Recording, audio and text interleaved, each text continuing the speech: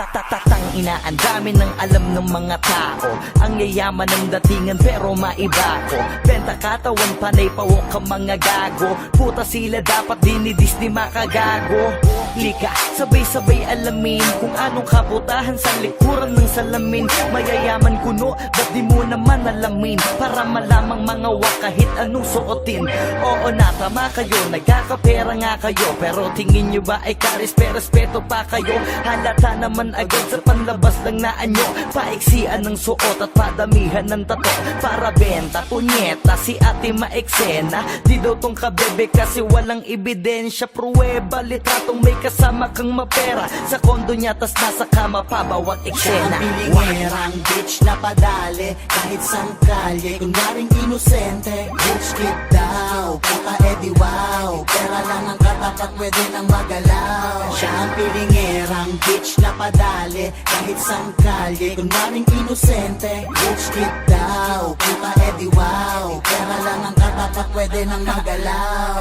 So let me check your pussy bitch bago magbiyakan. Mapera daw si ate pero maraming kamanyakan. Maraming kakontakan, mga hokaging galawan. Sausawan daw ang pepe-pepe na kinakalawang. Famous itong si ate, trending sa social media. Sa pusi niya kasi ay kasya ang tatlong nota. Bakit siya mabenta? Bentang gahasa. Sa suso pa lang kasi patok na sa masa. Pukong nilalangaw, edi wow. Pa-inosente kuno pero suki sa pangbubugaw. Lingera kate, puta bebe wag kami. Pera mo kasi galing sa puki mo na Makate. So what the fuck?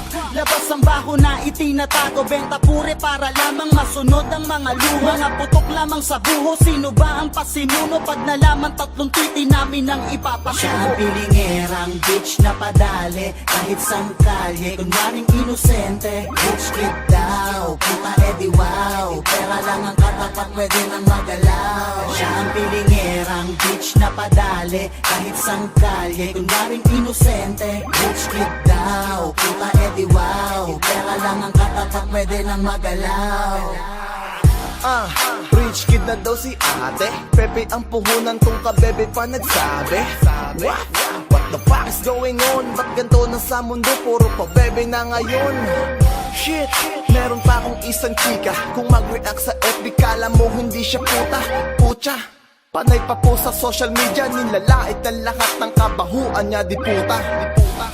Ano na ba ang lagay mo? Kamusta ka na bebe? Ubus na ba puday mo? Si G ang tulay, wag ka saking mag-deny. Alam ko na lahat ng baho mo kahit mag-disguise. Oh, under the table lang galawan. 1.5 ang isang pop, 6K kapag apatan. Rich kid ganyang pormahan. Kala mo sinong mayaman, di ka pwede sa amin. Day alam ko yung ganyang galawan nyo. Siya ang pilingerang bitch na padali kahit sang kalye. Kunwaring inosente, bitch kid daw. Puta edi wow, pera lang ang katapat, pwede nang magalaw. Siya ang pilingerang bitch na padali kahit sang kalye. Kunwaring inosente, bitch kid daw. Puta edi wow, pera lang ang katapat, pwede nang magalaw. Siya ang pilingerang bitch na padali kahit sang kalye. Kunwaring inosente, rich kid daw. Puta edi wow, pera lang ang katapat, pwede nang magalaw. Siya ang pilingerang bitch na padali kahit sang kalye. Kunwaring inosente, rich kid daw. Puta edi wow.